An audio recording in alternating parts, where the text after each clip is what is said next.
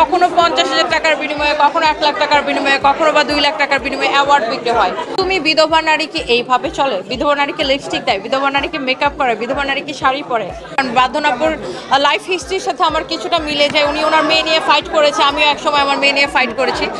অভিনয় করার থেকে আমি অভিনেতা বা অভিনেত্রীদেরকে ইন্সপায়ার করার জন্য কাজ করতে পারি। তাদের ধরেন আমাদের দেশে যদি ভালো মুভি হয়, সেগুলা আমাদের মতো ইয়াং যারা আছে, ইয়াং এন্টারপ্রেনাররা যদি এখানে প্রডিউসার হিসাবে আসে, আমার কাছে মনে হয় যে এই ইন্ডাস্ট্রির জন্য খুব ভালো। কোনো অভিনেত্রীও না, আমি একদম পুরো দোস্তর বিজনেস উইমেন। সো আমি প্রডিউসার হতে পারি, আমি এখানে ইনভেস্ট করতে পারি। আর অ্যাওয়ার্ড তো বিক্রি হয়, আপনারা তো জানেন। আপনারা এটা যদিও ক্যামেরার আড়ালের খবর, আজকাল এটা হচ্ছে যে ট্রেন্ড, যে স্পন্সর করলে বা ডিরেক্টলি অ্যাওয়ার্ড বিক্রি হয়। সেটা কখনো 50,000 টাকার বিনিময়ে, কখনো 1 লাখ টাকার বিনিময়ে, কখনো বা 2 লাখ টাকার বিনিময়ে অ্যাওয়ার্ড বিক্রি হয়।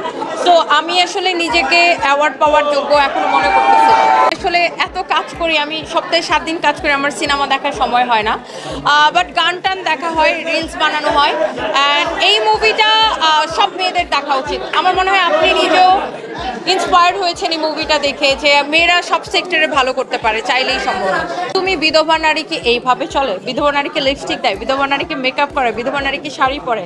সো আসলে আমি বিধবা, তার থেকেও ইম্পর্টেন্ট হচ্ছে যে আমাকে আমার জীবনটা চালিয়ে নিয়ে যেতে হবে, ছেলে মেয়েকে মানুষ করতে হবে, কাজ করতে হবে। আমার দায়বদ্ধতা শুধু আমার পরিবারের প্রতি না, আমার সমাজের প্রতি, আমার দেশের প্রতি অনেক দায়বদ্ধতা আছে। অ্যান্ড আমি এই দেশের জন্য কিছু করতে চাই। পার্সোনালি বাঁধনাপুকে আমার অনেক আগে থেকে পছন্দ, কারণ বাঁধনাপুর লাইফ হিস্ট্রির সাথে আমার কিছুটা মিলে যায়। উনি ওনার মেয়ে নিয়ে ফাইট করেছে, আমিও একসময় আমার মেয়ে নিয়ে ফাইট করেছি। তখন থেকে আমার ওনাকে অনেক পছন্দ।